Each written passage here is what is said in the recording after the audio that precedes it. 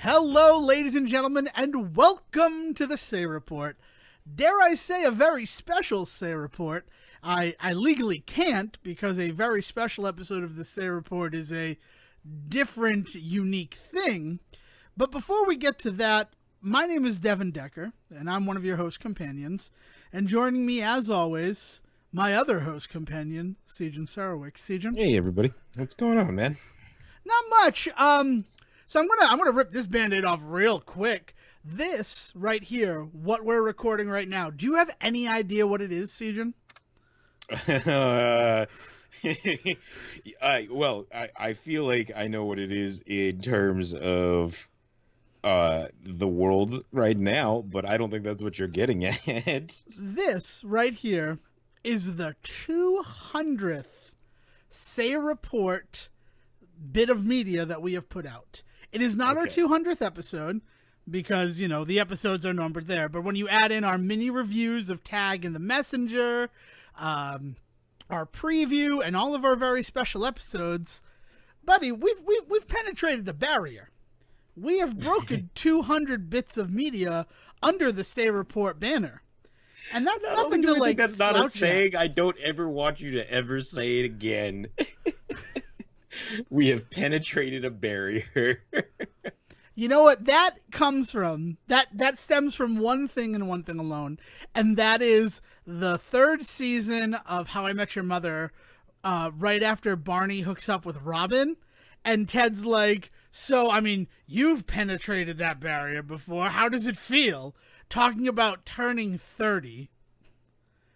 And that has always stuck with me as just like, how is this show get 9 seasons? Like, that was the first chink in the armor for me in How I Met Your Mother. Was like that, like, Ted Mosby is telling the story to his children. Mm-hmm. And like, I imagine myself as a pretty eloquent individual. Okay. I don't know. But yeah, so it's 200 things. So cheers to us, and thanks for being here with me for it. Yeah, man, I'm glad that I could be here with you for this. As I said, in the grand scheme of things right now, this feels super insignificant. So like I'm happy that we can bring some significance to it because man, there's just the world is burning and we are not the people to like put it out, but like what are we then? Yeah, that's a good point. I believe I chose to focus on this because this was going to be an episode. If you've listened to the Say Report, or if this is your first time, May we celebrate Brendan Fraser. It's Brendan Fraser History Month in May. Mm-hmm. And I planned for this episode, and I think you were right there with me, to sort of catch up on just the year of events that occurred in May 2020. Yeah, in the 1 month that was May. Yes, yeah. Yeah. We decided to we're gonna go into our little Brendan Fraser cocoon and come out as Encino Men, and then we'll look back and be able to comment, and then, you know, this show, we kind of talk about the things that have occurred to us over the last week, and this has been a hell of a week to go through. Yeah, not only has the last month felt like if the last month has felt like a year, the last week has somehow felt like a decade. Yeah. See, eloquent, right? If you're telling that story to your children, you're gonna be a wordsmith like that. What if right now you and I exist only as us in the story that one of us is telling our children? Wait a minute. Okay, let's talk about this. Which one of us is the ghost in the machine? Which one of us is not real? Yeah, so I feel like we're not the show to like dwell on it, or we're not the show to like, as I said, we're not the show to fix it. Like, what are we? We're just like, we're a couple of fucking white bozos just sitting in our basements, we're talking into microphones, right? Like we're in very, very specific positions where like we get to talk to an audience, which is like great, and like we hold a certain amount of responsibility because of that, but also at the same time, this is one of those things where like there are people out there that have a better sense of what's going on in the world right now and a better position to be doing things about those things than we do. So I think that the classiest thing that we can say is look to them. Yeah, we're armchair. We have a lot of armchair degrees. We've been Hmm. armchair screenwriters, armchair, Video game designers. video game designers, Yep. armchair philosophers, armchair psychologists. But being an armchair activist, being someone who, talks about change without getting out there and doing something about it, there is an insincerity to that. Hmm. And Sejan's not wrong. And the last thing that I want to add to that is those of you who are out there, those of you who are, risking your own safety in order to ensure safeties and liberties that this country promises in a document that we hold up as the reason why we are a greater nation than any other out there, why so many people wish to come to America, even though a lot of the time it feels like America doesn't want them. And that's not a new thing. That's been going on since the beginning. You just have to look at our history to see just how intolerant we have always been of immigrants coming into this country. And we don't treat those people who were born here much better. But to those people who are out there, who are on the front lines, who are taking action and for change and for civil rights and everything, please be safe. I know that that's crazy. That's like a stupid. That sounds so stupid in the grand scheme, but I don't know. Do what you can in order to come back, right? So that you can actually enjoy the world you're fighting for. Yeah, you've earned it. Yeah. Like plain and simple. Like you've earned the chance to experience the world that you are putting yourself out there for. And so just thank you for that. Yes. Thank you. Oh man. But with that in mind, like let's do the one thing that we can do, and that's like let's bring a little fucking sunshine into this insanity that has been the last like month. Make Like them laugh. first and foremost, man, I think we should talk about the fact that like we are what would have been smack dab in the middle of like E3 news, right? Like Judges Week would have been, I think, a week or two ago. E3 would have been coming up soon. That ain't happening this year, man. Yes. In light of everything that's been going on, in light of this severe tonal shift that's happened in the second act of 2020, there's still a global pandemic going on. COVID-19 has slowed down a little bit, but it is still out there. And what we're seeing now is the after effects of a global pandemic, and that is in order to ensure safety, thousands of events were canceled. And E3 is, it's strange though. E3, it's definitely something that I weirdly look forward to, especially this year, as I constantly lament to you and to anyone who'll give me the time that I just have no idea what the future looks like for like the Nintendo Switch or video games in general, right? Yeah. I mean, yeah, and it's no secret to anybody out there. I don't think this will surprise anybody, but I've always been of the mindset that like E3 has just been waiting for an excuse to just kill itself. You know, like it's slowly been kind of trying to figure out a way to not be a thing for a while, and I have to wonder if this is it kicking itself into gear. You know, we hear it at a weird point at which a lot of these companies are able to communicate with us as fans in a lot better ways than E3. But with that in mind, they're not. So like Devin saying, we're in a weird place because we don't quite know what's going on in the state of the world, and E3 would have been a great place for people to tell us. But also like E3 has not been the place for them to talk to us for the last like 5 years. Yeah, especially in light of what occurred last E3, where like hundreds of journalists had their personal information just released to anybody who had a computer. Like it wasn't even like a sophisticated hack. It was like, this website is up there and all of your information is available. Thanks for coming to our show, gang. Yeah.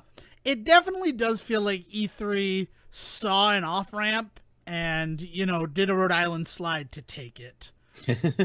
Yeah, man. And so like with that in mind, I was kind of hoping that we were going to see, as I said, like a lot of these companies kind of just stepping up and just doing their own thing, and like I know like COVID is a huge part of this. So like I'm not saying I blame anybody for not like being out there pumping out their fucking shit right now, but it's just weird. It's just weird to look at this landscape and just think like I video games are just kind of at a halt right now. In a weird way, it happened kind of immediately with film.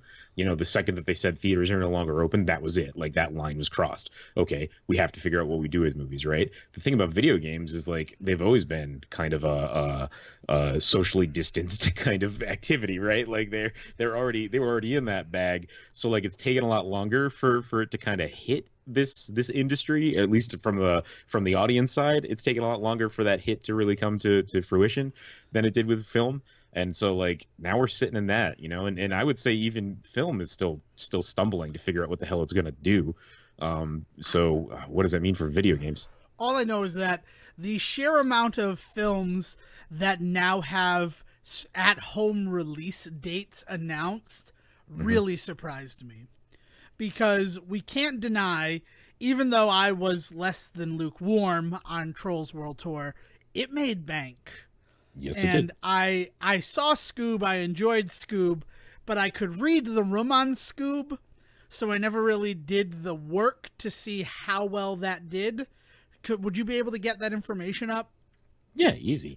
And like I'm willing to say before I even pull it up that I'm sure it's doing fine. I don't think we're talking like Trolls World Tour numbers, but Scoob is one of those movies that, in a weird way, this is almost a blessing for it. Like it feels like that it didn't have to face the what's the word I'm looking for? The critique, the criticism of entering a full on theatrical release. Yeah. Yeah. Especially since it would have been coming out, Trolls World Tour, based on how well it did at home. And this is all conjecture and hypothesis based on existing data. It more than likely would have been its competition directly in May, let alone the fact that Black Widow would have come out a week before. Scoob kind of lucked out by being able to be the only game in town for a weekend. Yeah. They actually don't have any numbers out on it yet because of the weird releasing stuff of it. I'm actually having trouble finding any solid numbers. But I can say this: Rotten Tomatoes, we're looking at like a solid 50%. Like you either loved it or you hated it. Like that's where it's sitting right now. A little bit better with actual audiences, 62 there. But yeah, so like you get movies like Scoob where they're in like kind of a position where it feels almost like they dodged a bullet by being able to come out in these trying times. And then you get movies like Trolls World Tour where like I don't think it would have done anywhere near what it did if it wasn't for this.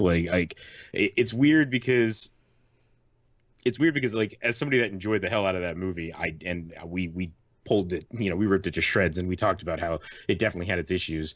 I think it came out at just the right time where it really lucked out. So I think it's not really something we can like look to in the future. But as we've talked about with the movie industry 1,000 times, that's not going to stop them from using it as like the model. I think the more interesting thing is going to be seeing what happens when we start to release movies in theaters again. So like Tenet, like that'll be the one that really tells us what's up. Tenet does seem to be, a lot of people are saying it has the chance to make or break cinema going forward. And that's, July 17th is the release date. I only know that for one very esoteric reason. But yeah, it's, you're not wrong, but I'm using this information, right? So Trolls World Tour was willing to take that plunge and be the first one to release. And then, you have data and you have all these other companies that follow suit. Where it comes to video games and their announcements, it feels like all three are still sitting at the edge of the pool testing the water. You have Nintendo, like, shadow release that there's a new Paper Mario game coming out. The specs for Xbox Series 1X. And all the gameplay that was really just rendered cutscenes, like gameplay in the loosest technical usage of the term. Yeah. Yeah. The Xbox had a chance to really kind of be the first one through the door and be like, hey, like next generation, here we are. Everything's gone to shit, but here we are. And they didn't take it.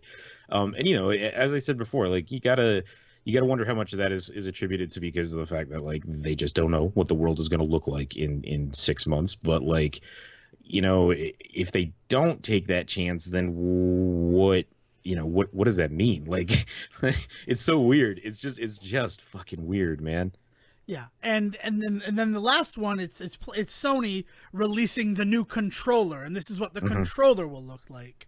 And I think hopefully next episode we have something to talk about in the world of video games with this big state of play that's coming up on June 4th. Yeah, 4th is Thursday. Hmm. And I don't know. I'd like to see the system. I'd like to see it.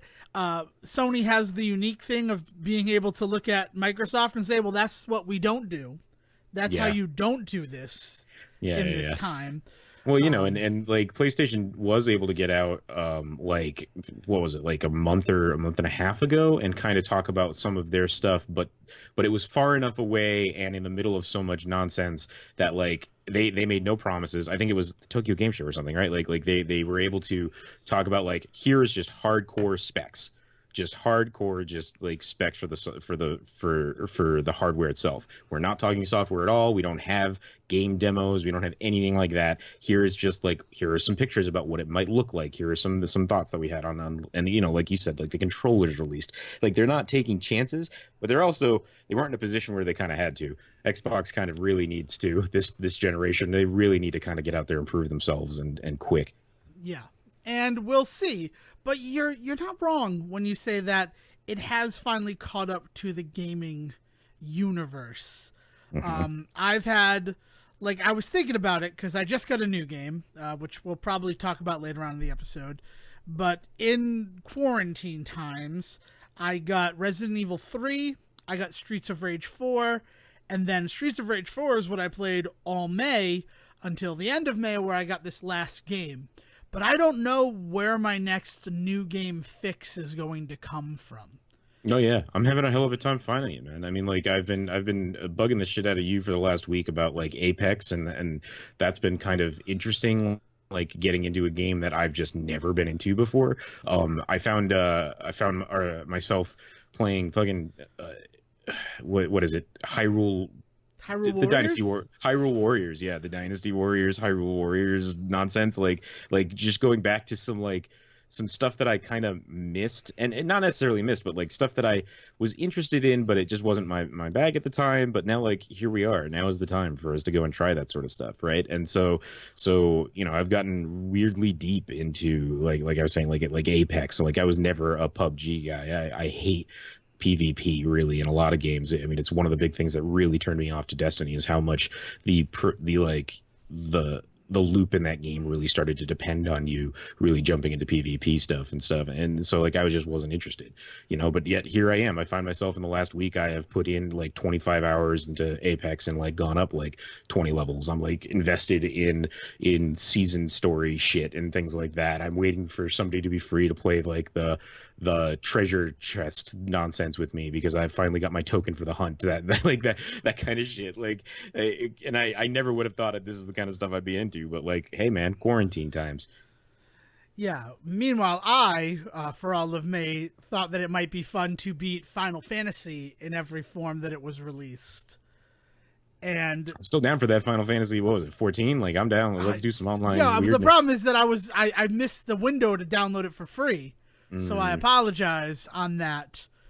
Um, I don't know. It's just gaming is not the escape it once was for me, no, which is I feel strange. I feel like if we were more into like we're not in the world where the Epic Games stuff is really kind of affecting us, but I mean like we'd be kind of silly to not mention the kind of shit that they've been doing where like they gave out GTA 5 free the other day and now like Borderlands 2 is going to be free for the next few weeks like so there's definitely some companies out there that are taking advantage of this time to do that thing where they kind of get you into the classics. You know, I think Nintendo lucked out with the timing of Animal Crossing, but they aren't stupid. Like they've been really paying attention to that and really giving it its due with a lot of different events and things like that. And I've been kind of diving into some of multiplayer aspects of that, visiting people's islands and stuff. And there's some hitchiness, there's some Nintendo weirdness to the ways in which you can kind of go to and from people's islands and have to deal with what you do once you're there. And um, the fact that people can be some real assholes if you're not careful on that is both not surprising but also like kind of a shame for a Nintendo product. You would like to think with them taking like the back seat to everybody else getting into the online boat that like they would have been taking this time to learn from everybody else's mistakes, and it feels like they haven't learned a damn thing. Like they're making the same mistakes the rest of the industry did. They're just making them 10 years late. Like it's really unfortunate. But like I have a friend that is she's got a little business on Animal Crossing where she's selling cardboard boxes, and she says that like I can make 1,000,000 bells a day, and every third or fourth person that comes onto the island is probably going to be a dick and steal boxes from me instead of paying me for them. But it's more than made up by the other people that are constantly coming and paying her. So like it costs 120 bells to make a box, but if she gives one away, people often give her like outfits or furniture or even just straight up bells that are more than equivalent to that. So like she's got this whole business that she's just raking in just tons of money every day, letting people onto her island. But the fact that like people can just come on and steal her shit and she can't stop them, like the solution to stopping them, if you look up anything online, is like, yeah, turn your game off ASAP. Just unplug from the system as fast as you can. That shouldn't be the solution to dealing with with griefing. Like that's not a good answer, Nintendo. Like so like there is some weirdness with that sort of shit, but like they've been doing it, you know, and I don't know, man. I'm like you. I don't know where to go next. Yeah. That right there kind of sounds like a master's class in capitalism. The fact that, you know, most people pay, but some people just take it and they kind of get away with it. I mean, that's how Walmart runs, right? Yeah. Yeah. That's how yeah. any big box store. Like, Well, the shrink system- is terrible, but Right. The system is built in a way to kind of accept that some people just are just suck. Rather than trying to stop these people from doing the wrong thing, we have developed a system in which people doing the wrong thing doesn't necessarily ruin the fun, which is good. That's definitely a good way of looking at it. But you know, man, like I said, you kind of just wish that in all of this time that Nintendo was taking to learn how to do this kind of online stuff, that what they were doing was learning how to do it better, and it's just not that. well, I mean, and their big thing was a lot of like, it's protected because you need to have friend codes and you invite the people to come into your world. Now, I mean, you can correct me here. Is Animal Crossing New Horizon kind of the first time that that's gone out the window, that anyone can visit with anyone? Or do you, So you still can- need to have that information? You can set it either way. You can open your island up to the public, which the thing is like the risk reward is too great, because opening your island to the public means that you're afforded a lot more opportunity. People can come and give you things that you just never would have had access to. You know, they can bring different outfits to you, different fruits to your island, different types of flowers and things like that. So like the reward is just too good. Like you might as well open your island up. But if that's not something that you want to do, they definitely put those things in place where you can say, just let my friends on, just let my best friends come. You can definitely moderate that stuff. It's a matter of, do you want to cut yourself off from the rest of the world, or do you want to open yourself up but then risk the way that people are online? And you know, it's like I said, it's not, I don't think that they're doing anything that is like moving backwards. I will say that I don't think that they're doing anything that takes the whole thing back a few steps. I just feel like they didn't do anything in that game in particular to like move the idea of the online experience forward, and that's a shame, because like the whole game otherwise feels so wholesome, right? Like, I mean, that is Animal Crossing's whole shtick, is to just be just the darned cutest thing that you get your hands on this year, and it succeeds in that, and like in a multitude of ways. And like it's a shame that they could not bring that experience to the online, because it could have been something special, you know, and you know, it woulda, coulda, shoulda, I guess. I'm thankful for the thing that I have. It's just it's disappointing that Nintendo is not bringing anything new to the table. I mean, I revised my earlier statement about master's course in capitalism. That's global socioeconomics. The fact of like, do you open up your borders Yeah. And, Yeah. risk reward now, but, unless Nintendo monitors and figures it out, I mean, it really could become a free for all where people are closing their borders again. And maybe Animal Crossing is, the apocalypse preparation tool. They want people to know how to the crazy manage thing their own societies. is like you get a society together and you pick one person in the group that has a public island, and then you use that person's island as the place where you let all of the outward goods go, right? Everybody else is just a best friend blockade. Like, they can't get onto their island, but they can bring their shit to your friend's island, and then everybody can sell from there. And I'm more than happy to be the unkempt island. I'll be the island where like all of the like drugs and gambling happen, but like like you come to my island and I've got like the shady back streets, right? Like that's where you come to get the like wheeling and dealing done. But meanwhile, everybody else is just like able to have nice, clean living islands. Like that's the next step that I haven't seen yet, but I'm just waiting for it. I mean, you just described Cuba in the 50s. That's what just you give me did. a little off the top. That's all I ask. Wet your beak a little bit. Exactly. Yeah, man. Exactly. Yeah, wow. This I've never played an Animal Crossing game, and there was part of me that was curious on this one, but I'm gonna stick with my Final Fantasy, the game from 1987 that has been re-released, hundreds of times. Yeah. I was actually pointed out to me that I didn't complete them all because there's one on the Apple and Android stores, but I don't want to play that with touch controls. That sounds terrible. That sounds like the worst way to play that game. You got to draw a line somewhere, and it's not that there can't be good phone game versions of those types of games. There have been some really good, interesting RPGs that have come out that are available on those types of things. But what they did with the Final Fantasy stuff, what little I know about it, I guess I should say, it feels very money grabby. Yes, in a lot of ways. Yeah, that's exactly what it is. And then the price, and I'm like, I own this a bunch of times already. I don't think I need to buy it again. So I can play it once on my phone and then lament it every time I see it scrolling through my app history. Remember that one weekend? I do. It was terrible. Yeah, man. So you've been doing some Final Fantasy stuff. What else have you been up to? Well, something that is deeply located in the substructure of this show. Yeah. If I were deep in our veins. If I were Lucas Black in Tokyo Drift, I'd say is the Sayrapo is in our day and night. And that is I thought you were gonna say if you were George Lucas, you'd call it like the midichlorians that are the secret to our power. But they it took a lot for me to remember Lucas Black is his name. I always confuse him with Shane Black, just because, let's be honest, and no offense to Lucas Black, he was great in NCIS New Orleans and in Tokyo Drift, but Shane Black is just the more prolific Black. So it's weird. Also, spoilers for NCIS New Orleans, Lucas Black's character passed away earlier this season, and I have to remind myself in real life that he's not really dead. Because of just how ingrained he was in that show and how he's probably never going to act again. Like, the whole reason he stopped acting was because he wanted to spend more time with his family. Yeah. So he decided to take a step back from NCIS and acting in general.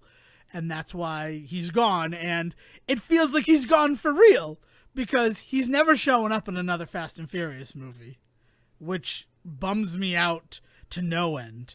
If I'm wrong and he shows up in F9, that would be awesome.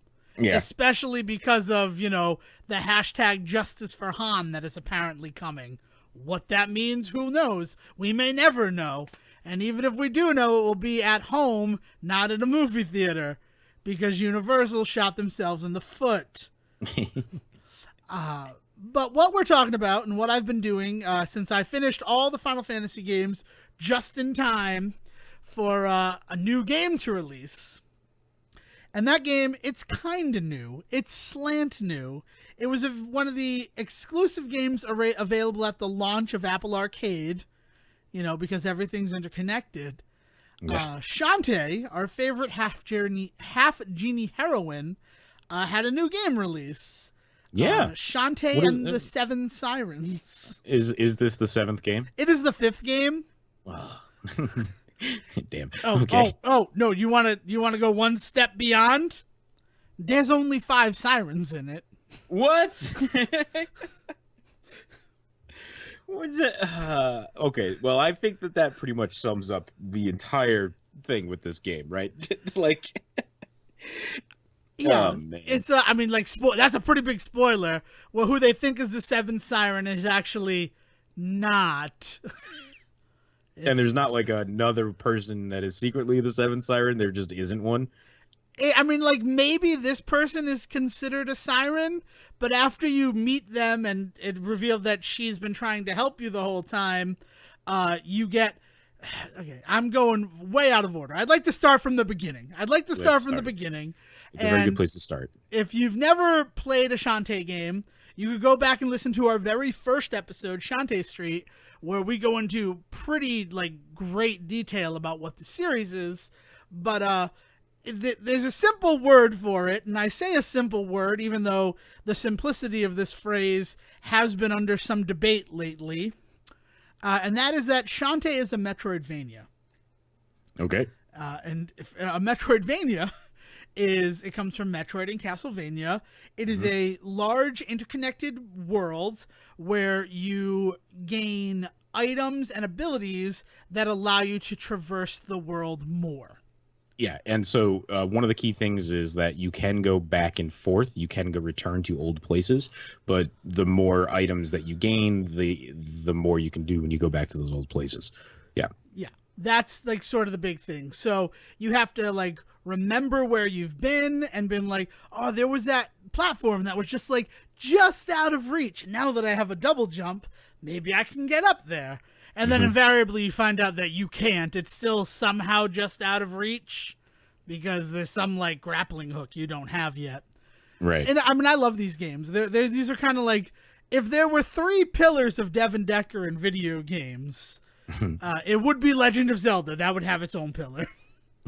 It would be, platformers like your Marios, your Mega Mens, and then it would be Metroidvanias. Yeah. That's my Doobie Brothers Toto and Steely Dan. Nice. So this is a Metroidvania, and the 4th game, Half Genie Hero, it was kickstarted, and some weird stuff about that because a lot of people kickstarted it and then found out that you don't get the DLC, even though it was kind of worded that you'd get all the updates that came to it. But the big departure regarding Half Genie Hero is that it was still an interconnected world, but via a hub screen, like a world screen, sort of like Rygar. That's like a Mario map or something like that. Yeah, for sure. Which is different from almost any other game that's happened in the series, where if you start on one side of the map, you should be able to traverse to the other side of the map. So that felt odd. And I gotta be honest with you, I got Half Genie Hero. I platinumed it within the first week that I had it. I didn't touch it for half a year until they released DLC where you could play with the moveset from Shantae and the Pirate's Curse. And then I haven't touched it again since. Because it just didn't feel as cohesive as what I had come to enjoy in a Shantae game. Yeah, it was, by all accounts, it was a little bit more ambitious than it could handle. One of the beauties of the original Shantae Shantaes that we talked about in that very first episode is that when they're smaller, they're nice and tight and they're a good experience. It's as they start to get a little bit too big for their britches, as it were, they get a little bit more the cracks start to appear a lot more, and it feels like, specifically with Half Genie Hero and the kickstarting and everything that went into it, that it felt like it was so much more ambitious than any one that had come before it. So what's interesting to me about this latest one is I hadn't heard about it until I saw the ad go up on Thursday, hey, guess what's coming out today, on PlayStation. I was like, oh shit, what is this? I didn't even know it was even coming. Right. And a big part of that was the exclusivity that came from them being part of the Apple Arcade. They wanted to make sure that that drove subscriptions to get it, to the fact that they released the game half complete. Really more like 40% complete based Really? on all the information that I could find. They carved it up like a roast beast into two not equal sections. Okay. So Chapter 1 and chapters 2, 3, 4, and 5. Chapter 1 and 2, Yeah. and then 3, 4, 5, 6.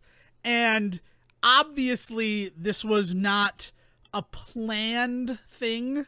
That's the biggest like thing that you can see when you look at the game. It's not like when Sonic the Hedgehog 4, which exists. People tell me that that game doesn't exist because they didn't like it, but Sonic the Hedgehog 4 exists, and very obviously they planned it as episodes when they were creating it. Yep. You can that is very apparent. They did not plan for those first two sections to be like half a game, and then you'll get the other half of the game later. And that actually speaks to my biggest issue with this game, and that is there's just too much fucking stuff to collect. The curse of the collectathon, man.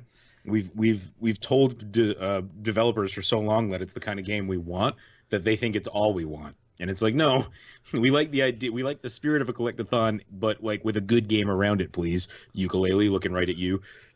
Yeah, like I don't mind looking for stuff, and like I enjoyed in every Shantae that came before this, right? Like it's not new. It's in the DNA of the Shantae series. There is an element of you need to find everything. You lamented while playing Risky's Revenge that you just couldn't find any more golden squids. Yeah. So you stopped looking for them. Where in all these other games, like I have been able to go out, I have been able to find the stuff, I have enjoyed that. But much like I said about the Link's Awakening remake on the Switch last year, adding things to collect for the sake of having more things to collect is the worst thing to do to a game. And yeah, I mean, and like Link's Awakening is a good example of this. It doesn't encourage you to go looking in new places. Like it doesn't lead you into anything new, right? Like that's what collecting items really should do. At least that's what I feel. Like I want to go looking for everything, but I want that effort to be rewarded in more ways than, hey, you just 100% of this. Like I want to find a new area, I want to find a new power, I want to find a new something at the end of that rainbow. There better be a pot of gold, not just a fucking golden flower. Like there needs to be a lot of stuff there. And so like Link's Awakening is really, really hard to justify going looking for everything, because you hit a point where the reward just isn't worth it after a while, you know. I felt kind of the same way about the golden squids in Shantae in Risky's Revenge. As I hit a point where I was like, yeah, it was really fun going to look for them when I could like find them, and it was like pleasing. But when it became like work and there was no real reward for it, or at least it wasn't presenting me with any carrot. It was all just stick. I was like, I have no desire to continue this. Right. The biggest issue that I have with Link's Awakening is the seashell sword. Which in the original game, it required 20 seashells to unlock. And then in the new game, it required 50 to unlock, maybe 40. I don't remember. There are 50 secret seashells in all. 40 got you the sword, 50 got you like another got you the tile, thing right? For, the another tile for Dampé. Yeah, I knew those were the top two, but I wasn't sure what it was. So to double the requirement to get a sword that, for all intents, is not required to beat Link's Awakening. And also the way that they added a lot of the collectibles to that game is, we'll just throw one under this bush, right? Rather than like make it new places to look, existing places now have seashells under them.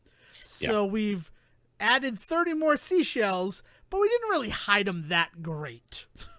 Yeah, and then at some point they straight up just give you a thing that like beeps whenever you're near one and stuff, and like either give that to me early or don't give that to me at all. Like, because by the time I had it, I only had like 3 seashells left to find or something like that. It was ridiculous. I was like, I've already found plenty of these without this thing.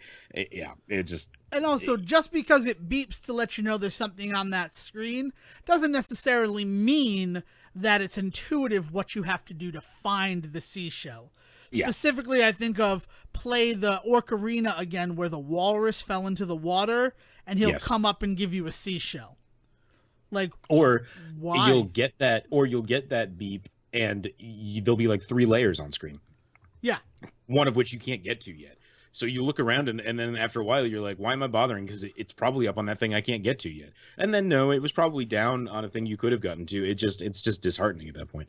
Yeah, it's a pretty notorious example of exactly that. Yeah.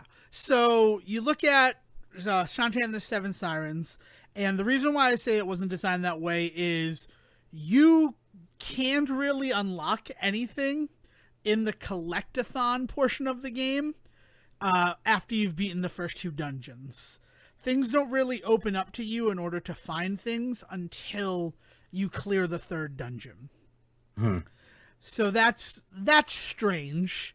And then, like, a step beyond that, you have to find 50 golden nuggets in order to get the 7 siren cards, which, I mean, I call them that, but then you unlock the last one, and it's not Lobster Siren, it is Lobster Girl, so I don't get it. Like, I don't understand.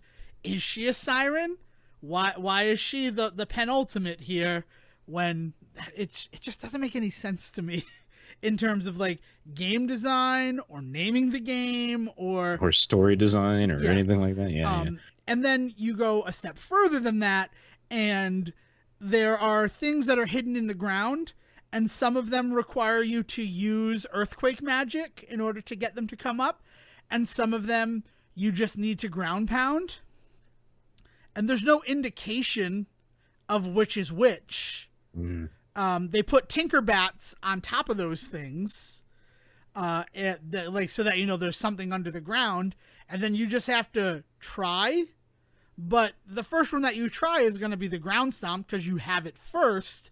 So then you'll think, oh, okay, I found this thing. That must be how you do it. There's nothing to show you yeah. that, you know, maybe you want to use the quake magic if there's something, if they're digging there, but then nothing comes up. And then at one point, you know, Risky succeeds in her goals and all the Tinkerbats disappear. So the cleanup portion of the game literally turns into just using the ground stomp and the earthquake magic everywhere. Ugh. Oh man. And you have, I mean, so the big thing of this game is you have fusion coins. So no longer do you dance to transform. It's all connected to button presses, which is right out of Pirate's Curse. And I kind of dig it. I dig it for 2 reasons. One, it makes traversal super easy when, in order to become the monkey, all you have to do is hit R2. Yeah. And then, you know, you're on the wall and you're climbing, and you can do the dash just by pressing the button again. I dig that a lot. And what I also dig is the monkey is no longer the monkey. It's now a dash newt, which is because you're on vacation. You're not in Sequin Land this time. So all of the transformations are native animals to this island. So the monkey becomes the dash newt. The elephant becomes the bonker tortoise. You get a gastropod that's a drill. That's called a drillopod because sometimes first draft names stick. Then you swim as a frog. Because we all liked Pokemon, right? Yeah. We all love Pokemon. Drillopod, go! And then the last one is you get an octopus transformation, and that is your double jump. It can't swim. On this island, they're able to propel themselves through the air by shooting ink out.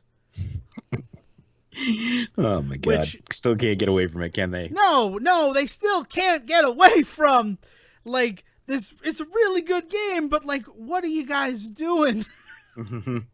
Is it commentary? It's weird watching Shantae shoot ink out of herself and fly upwards. Yeah. But what I will say for the game, right, aside from the fact that it got to a point I was like 83% complete when I'm like, I need to look at a map because I've been everywhere, I've done everything, and I can't remember. Because, I don't know, did you ever play Bloodstained Ritual of the Night? No, sorry, Okay. no. No, that's completely fine. fine. I was trying to think, and I don't know why. Like, no. That's, yeah, I didn't think you would. No offense there. It just doesn't seem like your style of game. But it had a very large map, and a lot of the times you would find something and be unable to interact with it. But that map allowed you to put a pin down or a marker so that you knew this is something I should get back to later on. Sure. Yeah. Shantae and the Seven Sirens does not have that. So Yeah, and is the map? See, and like, if the map's too big, that's no good. That's no good. yeah. And or you go to something one time and then there's no reason for you to go back that way. So it became a lot of like traversal. In fact, in order to platinum it, I had to finish the game. I don't know the times, right? So Shantae is always about the speed in which you finish it, which comes from Metroid. Metroid is right there. It's part of it. And a lot of the games, like 3 hours was like the fastest you had to beat them. Some of them were shorter, right? Like Risky's Revenge, I think there's a clear it in 90 minutes like requirement if you want to get the best end screen, which is difficult. This game is much bigger than the other Shantae games. I will just say that. And there's a lot there. So I was curious, how long do I have to beat this game? And I went online, and it looks like if you beat it in under 4 hours, you get the fastest clear end screen. And for 100%, if you 100% it in 6 hours, you get the fast clear 100%. Which just seems crazy to me. Yeah, man. Well, like I said, these games have just been getting bigger and bigger and super ambitious, and like to a point where it's to their detriment because like it feels like there's such good stuff going on, and then it just trips over itself. It gets such a good run going, and then just falls on its face. Right, and that is almost exactly like, so I'm like, well, I'm going to try it. I'm going to try to beat this game quickly, and I did it in 3 hours. So it does have that Shantae thing of once you know where you're supposed to go, you can do all of this relatively quickly. We've given you the tools to do everything you have to do in a reasonable amount of time. And, I completed it with the fastest clear because I wanted to make sure I was underneath that. I wanted to come in way under 4 in case, just the things on the internet were lies. Because sometimes that happens. I don't know if you were aware of that, Siegen or the listener. And then I'm like, and then I'll clean up what I didn't have. Now, even that, like just grabbing ones that I passed and had the stuff to get, I was at 73% when I finished the game in 3 hours and 3 minutes. So I went back and I looked at the map that I had and I routed out how to collect everything that I had missed. And that added 25 more minutes to my time. So like, if there was a way to purchase, like Wonder Boy, it says Monster Boy and the Cursed Kingdom, that's his title. That's the latest in that series. Yeah. It knew that like we put a lot of things to collect in this game. That's why they allowed you the pickups, rainbow drops, and you don't find the shop for them till near the end of the game. But there's a tortoise mage who, if you give rainbow drops to, he illuminates the square where the item is. And that's great, right? And this game also, because it's inspired by Metroid, and the newest thing in Metroid is when you kill an enemy, you get their soul. They've added something like that to the games for the first time. And you kill monsters, and you get monster cards, because trading cards, you got to catch them all, because Pokemon is very big right now. And once you collect these cards, you get like special items. And I thought that maybe one of them would have the whole beep if you're close to a secret thing. Right. Yeah. No such thing exists in the Oh my game. God. They expect you to just fly completely blind. And the one reason why I feel okay with not have flying blind in this is somebody wrote about a developer having to tell him where an item was.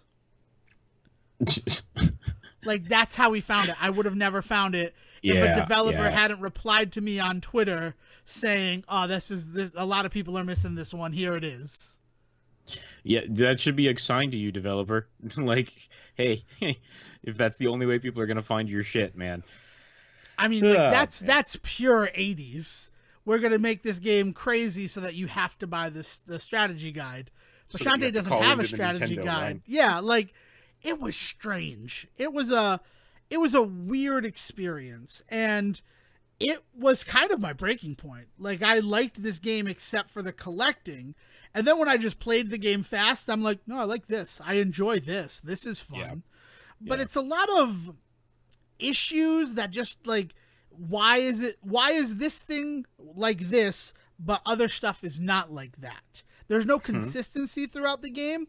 Some monsters you have to kill multiple and collect multiple cards from them before you have access to their power set.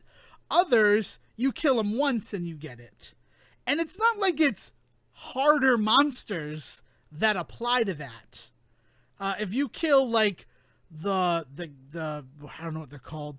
They're like the digging bugs. I think they're just called digging bugs. I think they didn't go any deeper than that. It allows you to drill faster as the Drillipod. You only have to kill one of those and get the card. But you have to kill 5 Nagas, and there are only about 5 Naga spawns in the whole game before you get the Naga ability, which slightly reduces the amount of MP fireballs take. It's so weird. Yeah, that's some weird balance shit. Like what? Like, yeah, that's very bizarre. Yeah, I didn't understand it at all. And then, you know, the nuggets that you collect, those are to buy those cards. And rather than have it a set price across the board, they steadily increase in price, except the fact that the first 2 are 5 nuggets. So, like, the game teaches you, oh, these are going to be $5. These are going to be 5 nuggets a piece. Mm-hmm. And then you get to the third one, and it's like, it's going to be 6 nuggets. And it's like, well, what the hell? What? Why now is it 6 nuggets? Where there's inflation? yeah, man. I don't know. It's really weird. You know, you mentioned the collectathon stuff and not knowing where things are, and one of the things that I'm doing right now is my like, it feels like my annual Arkham, like, playthroughs of the of Arkham Asylum City and then now Night. Never go back to Origins. I don't know why. I'm actually thinking I might try it at some point. But one of the things I really like in those games is the Riddler trophy stuff. And I know a lot of people have always taken, like, a lot of issue with, like, oh man, there's like 300 of them and I just don't feel like doing that. But the thing that's really glorious is they very, very intelligently, like, work into the narrative that you can actually just, like, you can interrogate dudes in the later games. In the first game, you just straight up find Riddler maps where he left behind his, like, work, you know, and they're always in, like, conspicuous places, so they're really easy to find, and so, you know, they lead you towards that shit, and they do lead you to some really interesting things. They help you find some places you wouldn't otherwise go looking, and, like, so you find other collectibles and other cool shit, you know, and so I've just been really enjoying, like, doing that kind of stuff yet again, and you know, sometimes, again, to like the detriment of, like, the narrative. Like, Barbara Gordon's been kidnapped and she might get killed. Okay, give me 5 hours to collect some Riddler trophies, though. I'll be back. See you later. Like, at least that part of the game still just feels really good, and so it's so interesting to hear you talking about what a bitch of a time it was to find it in this brand new game, because I feel like we have figured out ways to help with that sort of shit. You know, we have figured out ways to help people with collectibles. You know, the pinging being the easiest example of that. Yeah, and it doesn't take away from it. It just guides me. And if you put it in the game, it keeps me from going to the internet, right? Yeah. And don't you want to keep me engaged in your game? in the game, in the world, rather Yeah. than like leaving your world in order to like break it. Like, yeah. It's strange, because like Streets of Rage 4 also came out. I didn't really get a lot of time to talk about it, if at all. I don't think I talked about it at all on the show. And I mean, I enjoyed it, but I realized playing Shantae and the fact that I've played through the game essentially 3 times, start to finish, right? In 4 days. Jesus. When I say it like that, I'm crazy. But in 4 days' time, I played through the game 3 times. And Streets of Rage 4, it was just, there was no incentive for me to do that with that game. Yeah. Like you get, like the first time I played through it, Dale and I did it co-op, and that was fun. Because playing with another person in a game like that, it's social gaming, right? It's better than like sitting on the couch and playing Call of Duty against each other, or like Street Fighter or something like that, where there's an inherent level of competition between the two people. Like a good couch co-op experience can be a social experience as well. Should be. Yeah. Should be a social experience as well. Yeah. Looking at you, Shovel Knight, and the fact that you rank who did better when you finished the level. Like, we don't, why do we need that? We don't need that competition. They also do that in Streets of Rage 4. I'm just remembering it now. But like, it's been so long since I've played it co-op because it ramped up in difficulty in a way that was crazy. Yeah. And the change from easy mode to normal mode, which gives you 6 lives as opposed to 2 lives, is just like, oh, okay. Yeah. That's yeah, fun. it's a game. Yeah, it's a game that really basks in the fucking like get good mentality of Bloodborne and Dark Souls and things like that I don't enjoy. Like, and it's not that style of game. So like the fact that it tries to live in that pool is like really kind of unsettling to me and no fun. Right. I mean, like, I've played those games, and I understand someone saying that I don't enjoy a Bloodborne or a Dark Souls. In fact, like, Sekiro proved to be too much for me. Yeah. Like, maybe I'll go back to it sometime, but I'm just like, I'm not really having fun. At least in Dark Souls, yeah, I'm getting my ass kicked, but I have found a way to make it fun. Right? There's always a way to, like, sort of eke out progress. You can always just kill warthogs for days on end to level up your character, and then try to take on the stuff that's bigger. But in Streets of Rage, it is literally just memorize enemy patterns, get better at it, hope that it's strange. And I think the really crazy thing about Streets of Rage, and the reason why I have ended up clearing it 8 more times, is because there are trophies, and I was curious, like, can I get these? But 8 of the trophies require a single player playthrough of the game. And I don't understand that in, like, what should be a social experience.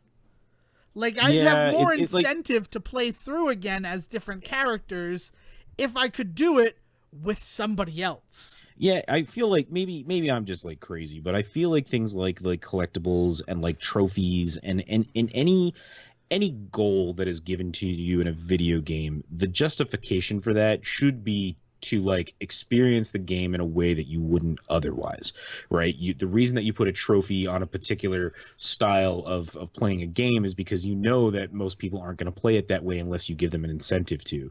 And like you can argue that like maybe that you shouldn't force people into those ways, or you could argue that like maybe games should be built in a way that make you experience everything all at once.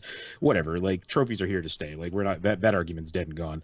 So like if the trophy is not encouraging you to play in a way that is both new, exciting, and interesting, then what is the point of that trophy? And it's what got me real quick to realize that, like, I'm not going to be the guy that tries to plat every game, because I just don't care. Like, if it's a trophy that is interesting to me, I'll definitely aim for it, but, like, I don't feel the drive to get every trophy.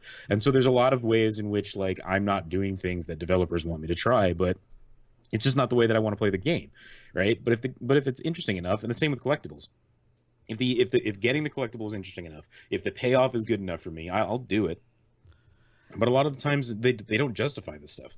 You know, when it gets just slapped onto a game like this, it just feels unnecessary. Right. Like, on the one hand, I kind of get them wanting you to play and finish the game as every character, but the fact that they want you to do it alone, like, I was hoping that there'd be more like each character would feel different Yeah.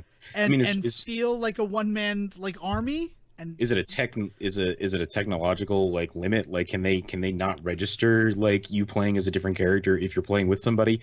Like, that must not be a thing, right? I don't know. I like, maybe that's it. Is maybe they need you to play alone so that they can at least like ping that number every time. they could, I mean, because every time you finish the level with two people, for the first time it says first time with two players. Mm, And then if I beat the game alone, it's like Axel, first time with Axel. yeah. So it could very well be something like that, but it just seems like a way to artificially increase replayability. Yes, Where that is definitely true. Yeah, where look at another game, a game that betrayed me. Right, that's the word I used. River City Girls, where you basically got the two characters. That's all that you have. But the fact that you get to play as somebody and that doesn't affect anything, everything can be done in co-op. Granted, you don't gain trophies at the same time. That's the one thing that I will give Streets of Rage 4 a lot of credit for, is that Dale and I both received every trophy that we unlocked at the same time. And I feel like that's something that PlayStation has always wanted to do, and it is the first time that I have ever seen it implemented. I feel like that's the reason why you're supposed to sign in when you turn on a new DualShock 4 controller, is so that, oh, you did something to get you a trophy. Let's give you that trophy.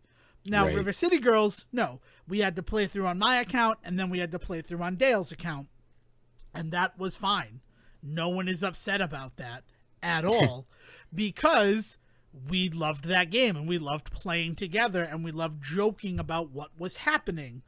But Streets of Rage 4, no, there's no incentive to play together anymore because we already got the trophies for playing together.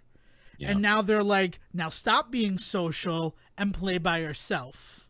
Yeah. Because that's what we want our game to be. And I'm the first person to say, give me a good good single player experience, right?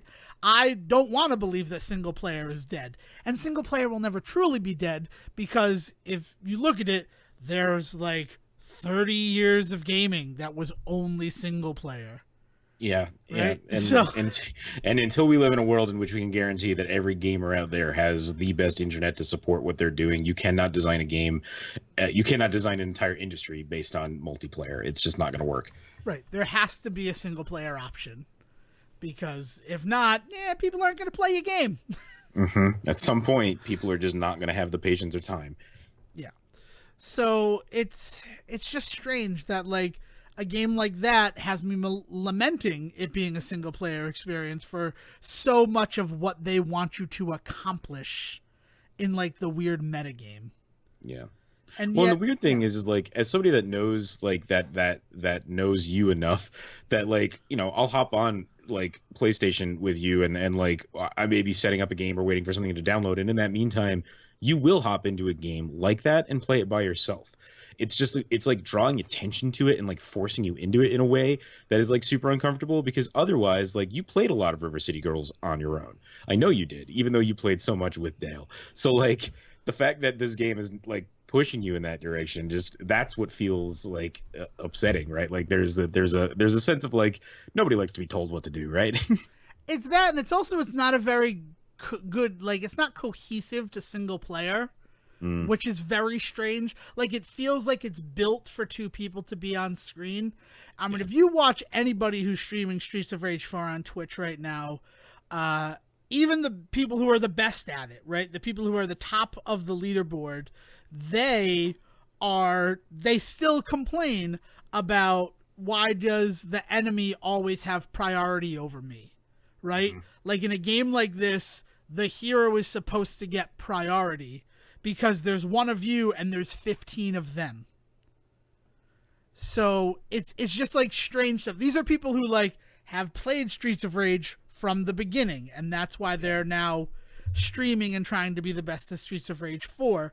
And when it's these people, I mean, one of the guys, Anthropants, I'll shout him out. He was a special like consultant as a fan of the Streets of Rage series who got to play test the game early.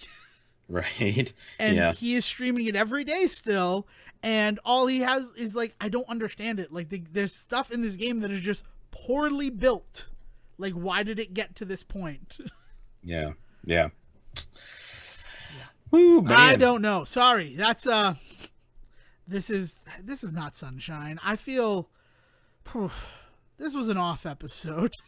No, I disagree, man. Because like the Shantae stuff and like talking about what's been going on with video games and things like that, it's been a weird time, right? Like it's video games are just trying to figure their shit out, and they will, and we're gonna get to that. I mean, like you mentioned early on, like Nintendo has been very cagey, but then all of a sudden they released this like preview for Paper Mario, and that looks really rad. And like there is stuff to look forward to. I mean, the Xbox and PlayStation fight that's coming is gonna be a good one. We don't know when it's gonna come now, but like it is going to come. That industry is not dead yet. Like so, like that's gonna be really good to look forward to. You know, this stuff that's going on with like Shantae and Streets of Rage being out there right now and being in our hands and feeling like video games. What are you doing? Like this happens, but like it's not new to the for the industry to have like weird little down slopes here and there.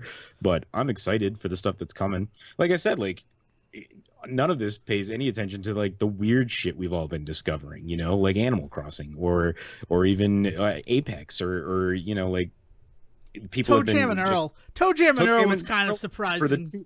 for the two of us to find Toe Jam and Earl like that was awesome. Even with all of its fucking connection issues and shit, we fought through that and we conquered, man. Like Yeah, it felt good too. I'm not gonna lie. That's yeah. something fun that we did do.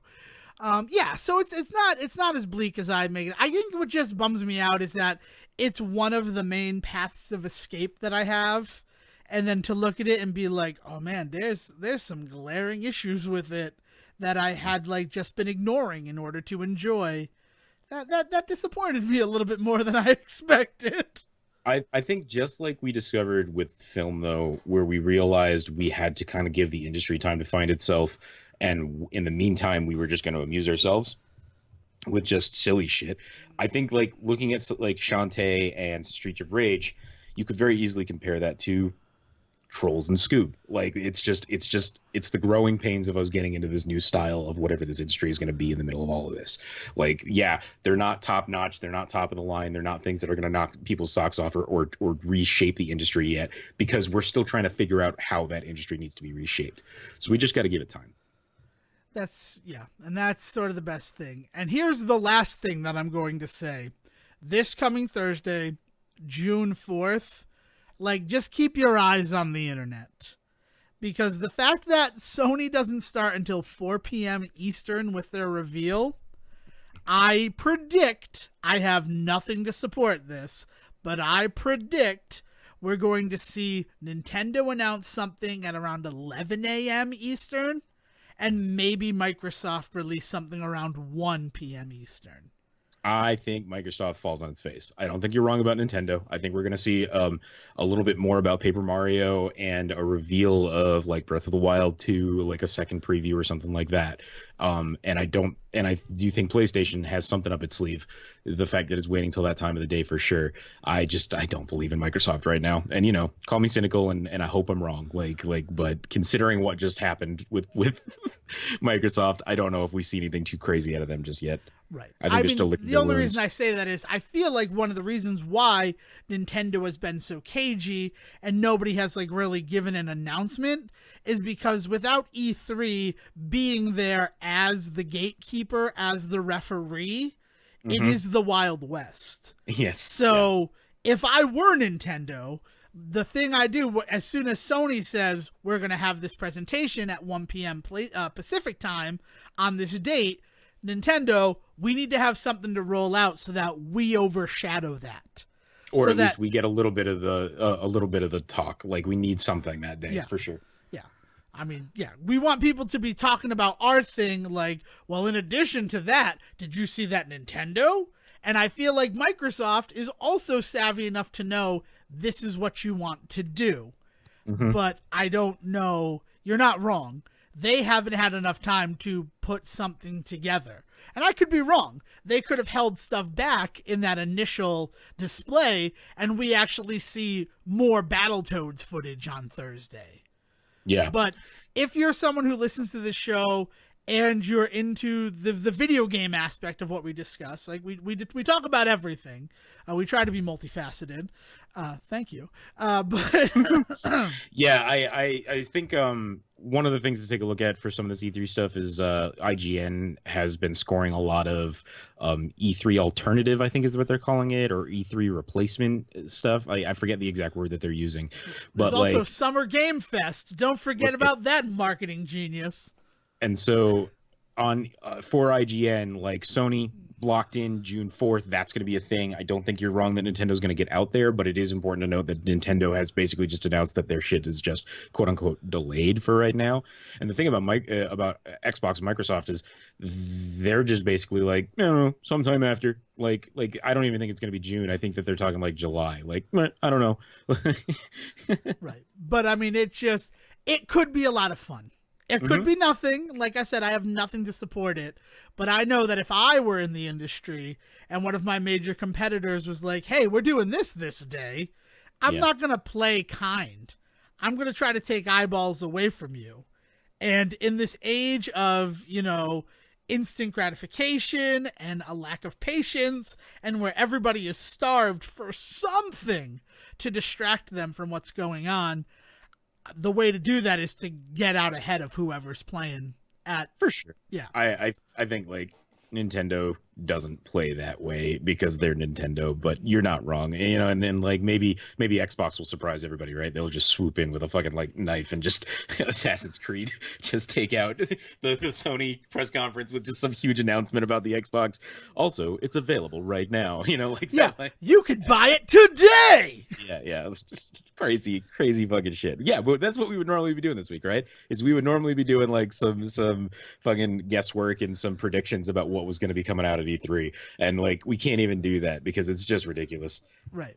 We'd be talking about the stuff that happened in May. God, May was crazy. And I mean, let us. This is our acknowledgement that we know that a lot of stuff happened in May. Yeah. But in light of everything that's going on now, it seems better to look forward.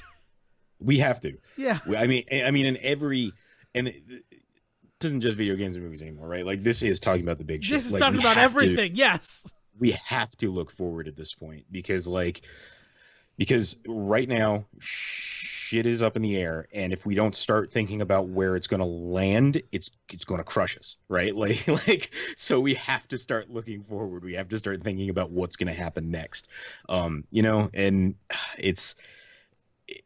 it's one of those things where I never want to be the guy that talks about how we have to move forward and not pay attention to the past. But this is one of those key moments where it's much more important for us to be thinking about what the next step is than worrying about what the last couple of steps were. There's a lot of people right now that are trying to figure out how everything that's happening right now started, and that will be important for us to figure out. But right now we are at a dangerous point where if we don't keep track of shit, we're going to get caught. Yeah. You have to keep moving forward in an environment like this. And also, to look at where we were before this, the whole pandemic thing, remember that you got to get busy living or get busy dying. Like, I know it's scary out there, but a lot of these places, they are, in phase 2 of their reopening efforts. And it's scary. I will admit that it's scary. As someone who has been reporting to work throughout the entire, self-isolation, quarantine in my home state, like, it's scary out there. It is scary. Yeah. I forgot to put my mask on today because, and I'm just like, oh my God. And I ran back to my car. I got maybe like 30 feet from the car before I realized, oh my goodness. And that's just because it doesn't feel the same. It doesn't feel the same. And as scary as that is, in a really good way, the silver lining of that is that this is a state of mind in a lot of ways as well, right? It's not always going to feel as scary as it felt in the COVID times. We, as a race, we soldier on and we find a way to keep going. And we just have to have faith that we can do that again, even as the world burns around us. You're here, man. Anything further to add, or? No, man. I've also been doing a lot of reading in this time, but we can do some good book stuff next week. I think that'll be good. Good. That's something to look forward to. So whatever happens with Sony and books next time on the Say Report. If you'd like to tell us something that you think we should read, you can reach me at Devin D. Decker on Twitter. Yeah, seriously. If you guys have been reading anything yourselves that you want us to kind of like poke at and take a look at, don't forget, you can hit me up at Siege versus the World. All right. So until next time, bring us home, Birthday Will. Have a nice night, folks. Thank you for listening to the Say Report with your host Devin Decker and Stephen Serwick. Please follow the guys on Twitter and Facebook by searching for The Say Report, and you can always subscribe on your podcast channel so this is delivered straight to you and you can enjoy it every week. With apologies to your mother, we'll see you next time.